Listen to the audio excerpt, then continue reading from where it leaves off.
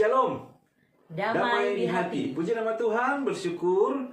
Di kesempatan kali ini kami sangat senang bisa berjumpa dengan Bapak Ibu Saudara. Tentunya dalam harapan dan doa kami Bapak Ibu Saudara dalam keadaan sehat-sehat dan diberkati oleh Tuhan.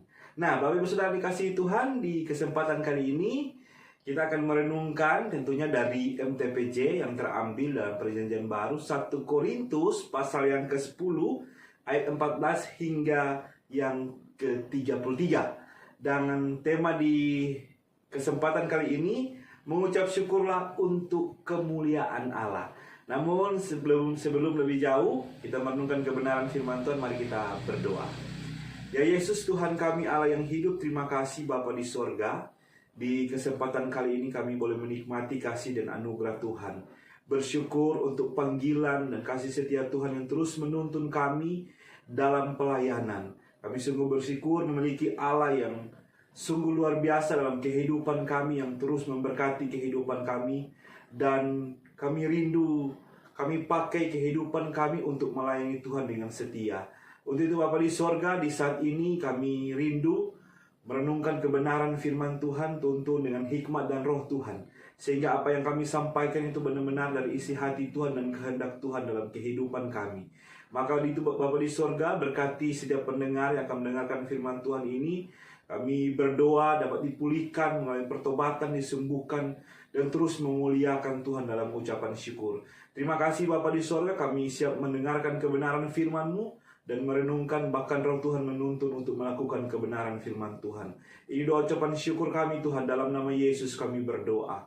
Amin. Amin. Nah, Bapak Ibu Saudara yang diberkati Tuhan, seperti biasa kita akan merenungkan dalam 3 bagian. Kita akan melihat bagian yang pertama, apa yang menjadi latar belakang kitab 1 Korintus. Dan yang kedua, pesan teks ya, sesuai dengan bacaan kita di teks 1 Korintus pasal yang ke-10 ayat 14 hingga yang 33. Nah, Bapak Ibu Saudara, dengan tema yang ketiga, hubungan dengan tema apa yang menjadi implikasi tentunya ya, mengucap syukurlah untuk kemuliaan Allah. Selamat menyimak, Tuhan Yesus memberkati.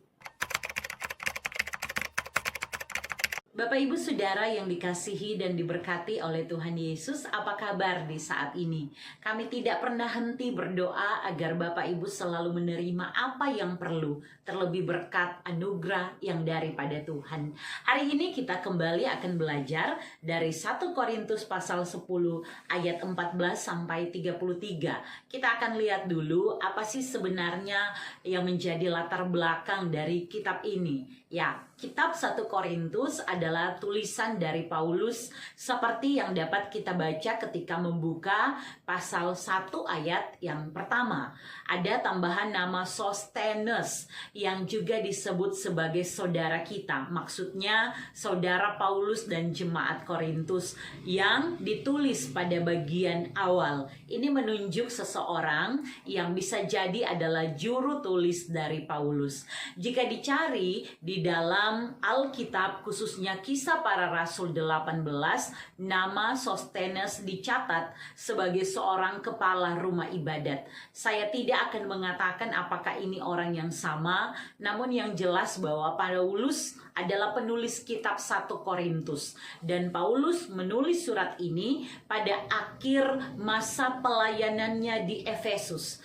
Jadi Paulus ada dalam perjalanan misinya yang ketiga ketika dia singgah di Efesus selama 3 tahun. Di sana pada waktu terakhir atau di tahun ketiga tersebut, Paulus menulis suratnya kepada jemaat di Korintus. Jemaat yang dirintis Paulus, didirikan Paulus, yang kemudian ditinggalkannya. Nah, kita sedikit melihat ya, kenapa sih Paulus ada kepedulian yang besar terhadap jemaat yang ada di Korintus. Sedikit kita kembali pada sejarahnya bahwa Paulus di Korintus dalam perjalanan penginjilannya yang kedua dan tinggal di Korintus selama 1 tahun 6 bulan. Di sana banyak yang menerima Yesus dan memberi diri dibaptis. Tapi juga bukan sedikit orang Yahudi yang menolak pemberitaan dari Paulus. Nah, Korintus ini berkembang dan dengan membaca tulisan Paulus kita dapat menemukan apa saja sih masalah yang ada di Korintus. Yap, banyak sekali. Ada banyak masalah yang ada di Korintus yang sudah sampai ke telinga Paulus, mulai dari perselisihan dan perpecahan dalam jemaat, kemudian juga masalah ketertiban, masalah kesopanan, dan banyak masalah lainnya. Kemudian ada masalah percabulan dan pengajaran yang tidak sesuai dengan iman Kristen sebagaimana yang Paulus ajarkan. Nah, surat Paulus yang pertama kepada jemaat di Korintus yang disingkat 1 Korintus ini masuk dalam surat penggembalaan, di mana Paulus menegur, mengingatkan, menasihati jemaat mengenai hal-hal apa yang perlu dan harus dilakukan jemaat ketika menemui permasalahan seperti yang sudah dijelaskan tadi. Nah, Paulus menjadi seorang gembala yang terus mengingatkan jemaat untuk tetap teguh dalam kehidupan yang memuliakan Allah dan menjaga persekutuan di antara sesama anggota jemaat. Dalam konteks bacaan di hari ini, jelas sekali dapat kita lihat ini berhubungan dengan pasal-pasal sebelumnya, termasuk bacaan MTPJ di bulan Mei kemarin ya, saat kita juga berbicara dari 1 Korintus pasal 9. Nah, Paulus menunjukkan praktek kehidupannya. Paulus rela membuang hak-haknya sebagai seorang rasul demi kepentingan orang lain. Itu bukan hanya diulang dalam bagian bacaan di hari ini, tetapi menjadi peringatan Paulus kepada jemaat di Korintus. Paulus menunjukkan buah dari pengajaran-pengajarannya. Karena khusus di hari ini, dia mengingatkan jemaat Korintus untuk dapat melihat bagaimana nenek moyang mereka, yaitu orang Israel, dan kemudian mengambil pelajaran dari kegagalan, tapi juga bagaimana pemeliharaan Allah atas orang Israel. Lembaga Alkitab Indonesia memberikan judul bacaan di hari ini, Israel sebagai suatu peringatan. Akan kita renungkan di saat ini. Bapak Ibu Saudara, bacaan di minggu ini kami bagi dalam 4 bagian, yaitu ayat 14 sampai 17 mengenai jauhilah penyembahan berhala. Ayat 18 sampai 22 persembahan kepada Allah.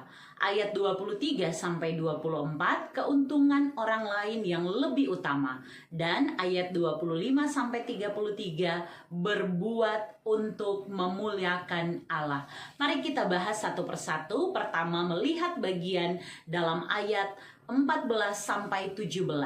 Jauhilah penyembahan berhala. Saudaraku, jauh sejak Galio menjadi gubernur provinsi Akaya, kota Korintus memiliki catatan sejarah yang penting untuk dapat diperhatikan, khususnya saat kita mau melihat teks ini. Sebagai kota pusat pemerintahan, kota yang berkembang, berbagai hal terjadi di kota Korintus, termasuk adanya perkembangan tempat pemujaan dewa-dewi Yunani atau Romawi. Pada zaman Paulus, penyembahan itu ditandai dengan kurang lebih ada 12 tempat penyembahan dewa-dewi Yunani dan Romawi, dan yang dikenal juga dengan penyembahan di kuil-kuil. Yang paling terkenal adalah Aphrodite atau Afrodit, kuil dewi cinta, dan Asklepios, kuil dewa kesembuhan. Penyembahan kepada Aphrodit di Korintus menjadi praktik persinahan rohani yang sangat tidak bermoral di sana. Maka di ayat 14 ini Paulus kembali mengingatkan, kita dapat baca ya, karena itu saudara-saudaraku yang kekasih, jauhilah penyembahan berhala. Nah, artinya jauhi, bahkan dalam bahasa aslinya itu melarikan diri, yang berarti juga jangan sampai ikut-ikutan, namun memisahkan diri, menjauh dari cara hidup yang demikian, atau cepat-cepat berpisah, memisahkan diri. Dan tentunya jika dibaca, ini kontras dengan ayat sebelumnya. Paulus baru saja menyampaikan jaminan di dalam Allah, dan kemudian diikuti ayat ini yang sebenarnya muka seinga. Hidup terjamin di dalam Allah bukan berarti hidup tak iko-iko atau suka-suka gue. Karena di lingkungan penyembahan berhala atau ada di tempat yang penyembahan berhalanya itu menjadi sesuatu yang terlihat biasa atau lumrah dilakukan oleh umat manusia. Nah, orang percaya harus punya perbedaan sikap, maka jauhilah penyembahan berhala. Itu diikuti dengan apa yang Paulus tulis di ayat 15. Aku berbicara kepadamu sebagai orang-orang yang bijaksana. Pertimbangkanlah sendiri apa yang aku katakan. Nah, dari tulisan ini dapat dibaca bahasa yang Paulus gunakan itu begitu lembut. Dia pakai kata kita bicara sebagai orang bijaksana, tapi pertimbangkan sendiri apa yang kita udah bilang ini. Kembali ke jemaat. Kembali Pak orang-orang di Korintus. Paulus tahu mereka bukan orang bodoh. Karena sekalipun kota ini bukan kota pendidikan layaknya Athena, namun di kota ini budaya mereka sama dengan Yunani. Mereka yang berpendidikan tinggi itu belajar filsafat Yunani dan juga sangat mengutamakan ajaran hikmat. Tapi Paulus dengan lembut kasih ingat ini. Paulus kasih balik Pak jemaat ulang buat juga berpikir bijaksana. Artinya kepintaran itu pakailah dengan berpikir bijak, berpikir sehat. Diikuti dengan pertanyaan yang dapat kita baca di ayat 16 dan 17. Bukan kacauan pengucapan syukur yang atasnya kita ucapkan syukur adalah persekutuan dengan darah Kristus? Bukankah roti yang kita pecah-pecahkan adalah persekutuan dengan tubuh Kristus? Karena roti adalah satu, maka kita sekalipun banyak adalah satu tubuh. Karena kita semua mendapat bagian dalam roti yang satu itu. Nah, saudaraku, Paulus sedang kasih ingat bahwa saat seseorang makan roti dan minum anggur dalam perjamuan kudus, orang tersebut ada dalam persekutuan dengan darah dan tubuh Kristus. Jadi sekalipun banyak perbedaan, umat Tuhan adalah satu tubuh karena mendapat bagian dari roti yang satu itu. Gereja adalah tubuh Kristus. Roti yang satu itu sejajar dengan satu tubuh, dan ini menunjuk pada tubuh Kristus yang tidak dapat dibagi-bagi. Sehingga bersekutu dan mempersembahkan korban kepada roh-roh jahat itu tidak dikehendaki oleh Allah. So bersekutu dengan Allah, maka yang dilakukan adalah yang sesuai kehendak Allah. Tidak jauh atau tidak melakukan yang tidak dikehendaki oleh Allah. Nah, kemudian Bapak Ibu Saudara, mari kita melihat pokok pikiran dalam bagian selanjutnya, ayat 18-22 mengenai persembahan kepada Allah. Kita lihat di ayat 18, perhatikanlah bangsa Israel menurut daging. Bukankah mereka yang makan apa yang dipersembahkan mendapat bagian dalam pelayanan mezbah? Bangsa Israel menurut daging dalam ayat ini itu menunjuk pada orang Israel perjanjian lama. Paulus sedang mengingatkan bahwa persekutuan dengan Allah adalah persembahan kepada Allah dan hidup mengikuti kehendak Allah. Saat ada orang yang tidak maksud mungkin ya, mereka memberi persembahan kepada roh jahat, sebenarnya bukan itu maksudnya. Tapi ketika mereka mengaku mau memberi persembahan kepada Allah, itu dilakukan dengan cara yang menurutnya benar, bukan dengan kehendak dan kemauan Tuhan.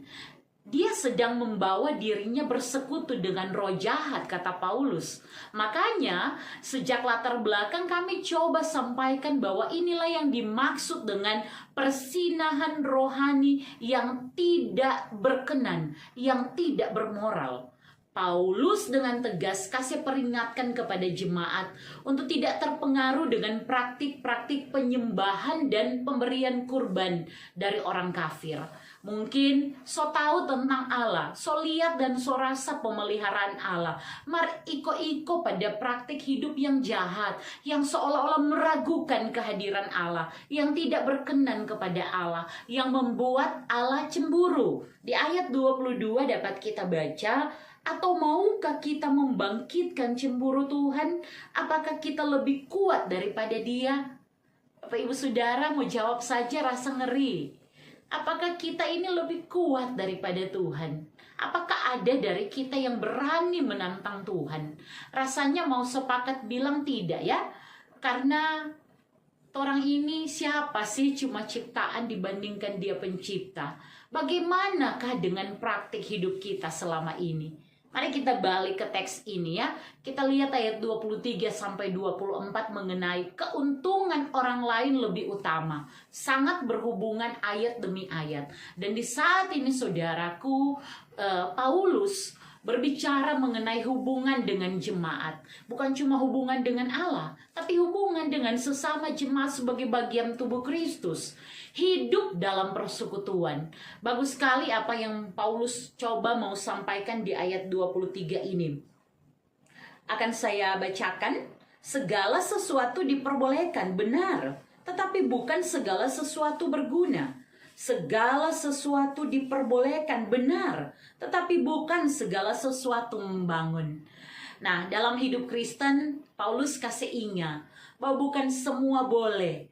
Tapi juga bukan semua yang tentang tidak boleh, tetapi mengenai bergunakah itu, membangunkah itu. Maka jelas DP ukuran yang mau ditawarkan kepada jemaat Korintus bukan tentang apa yang sedang dilakukan, bukan tentang apa yang dapat jemaat berikan, tetapi apakah yang jemaat lakukan, contohkan, teladankan itu berguna atau membangun, atau justru tidak, atau untuk kepentingan diri sendiri. Karena itu lihat kelanjutannya di ayat 24. Jangan seorang pun yang mencari keuntungan sendiri, tetapi hendaklah tiap-tiap orang mencari keuntungan orang lain. Di sini Paulus mau kasih ingat bahwa hidup dalam persekutuan itu harus saling mengutamakan. Lebih dulu orang kepentingan daripada kepentingan diri sendiri. Karena tong tahu Tuhan so jamin kok tong hidup, apalagi yang mau diragukan. Nah, diikuti juga dengan pokok pikiran yang terakhir dari ayat 25 sampai 33. Ini bicara mengenai berbuah untuk memuliakan Allah. Apa yang orang mau baking untuk memuliakan Allah? Masih dekat pesannya dengan bagian sebelumnya. Paulus mulai dengan ayat 25. Boleh makan semua yang dijual di pasar, ya. Dalam konteks sehari-hari, mengapa? Makanan tidak ada hubungan dengan penyembahan berhala atau hubungan dengan persekutuan dengan roh jahat. Paulus mengingatkan bahwa di ayat 26 ini, karena bumi serta segala isinya adalah milik Tuhan. Semua di bumi dan segala isinya Tuhan punya. Jadi boleh kok pergi juga pasar, kau makan, beli apa yang suka dan makan. Tetapi, nah ini diperhatikan ya, ada DP tetapi. Ayat 28 bilang, kalau ada yang bilang itu makanan berhala, maka jangan makan.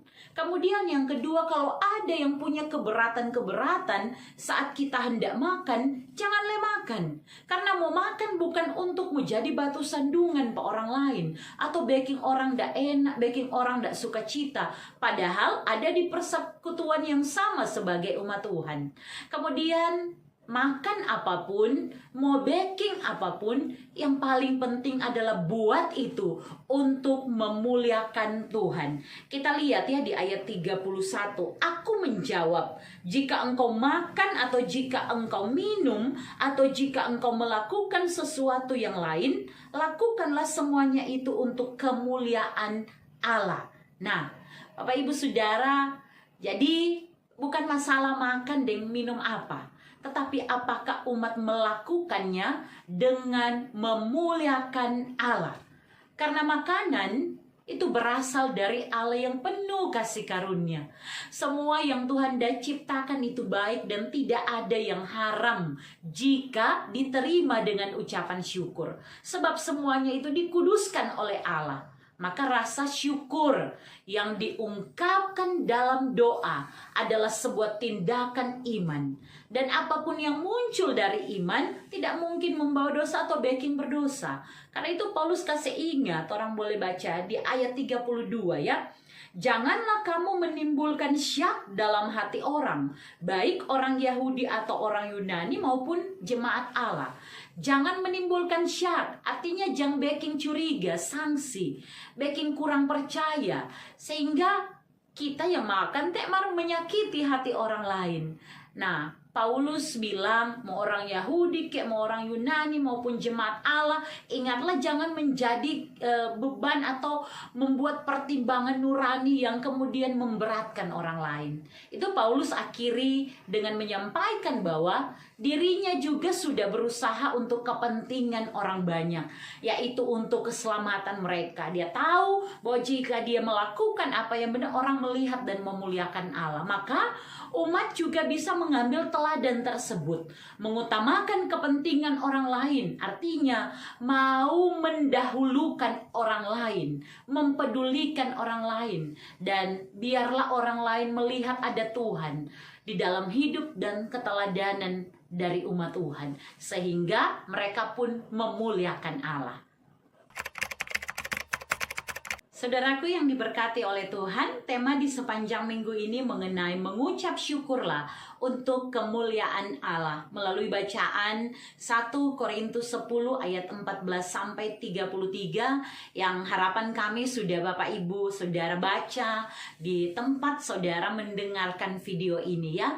Karena dengan membacanya maka kita akan menemukan masing-masing ataupun mungkin juga menjadi inspirasi ketika mendengarkan renungan ini, bahwa ada banyak pesan dan pengajaran yang bisa kita dapatkan. Kami juga akan memberi beberapa pesan dan pengajaran penting, yaitu yang pertama, berhubung dengan tema MTPJ Gemim di minggu berjalan ini, mari kita lihat apa sih alasan pemilihan tema ini. Nah, mengucap syukur yang kita lakukan apakah benar ditunjukkan sebagai respon iman kita atas setiap hal baik yang kita terima dari Tuhan?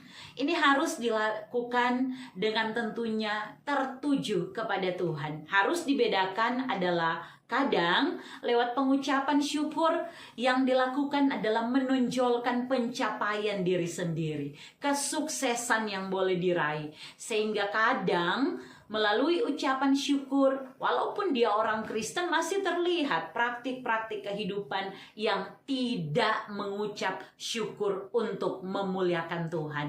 Nah, Bapak Ibu Saudara yang diberkati oleh Tuhan, melalui ucapan syukur yang boleh kita rasakan, pertanyaannya apakah kita melakukannya untuk Tuhan atau untuk mencari pujian bagi diri sendiri?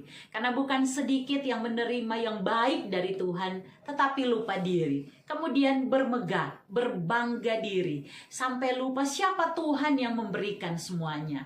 Kita bukanlah yang demikian, bukan?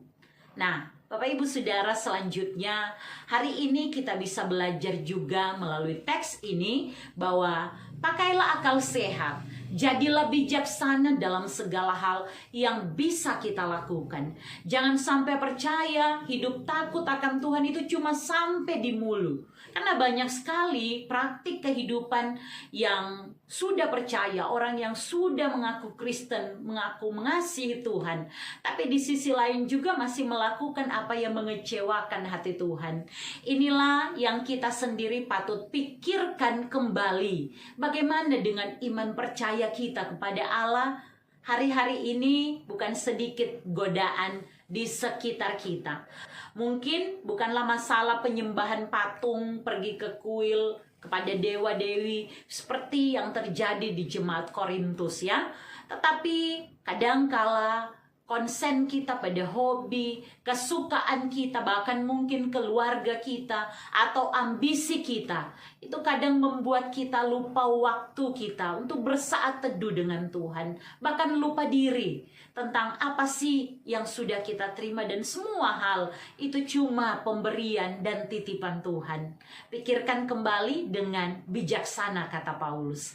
Kemudian ingatlah bahwa kita ini bagian tubuh Kristus, saling saling menghormatilah, terimalah yang lain, utamakan yang lain. Karena itu yang Tuhan akan senang, Tuhan sukai.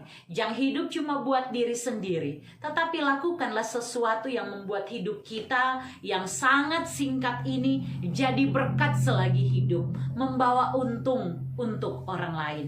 Kemudian hari ini juga kita mau belajar bahwa semua hal yang ada di bumi ini itu adalah milik Tuhan. Karena Tuhan yang punya, maka terimalah semuanya tanpa lupa mengucap syukur kepada Tuhan.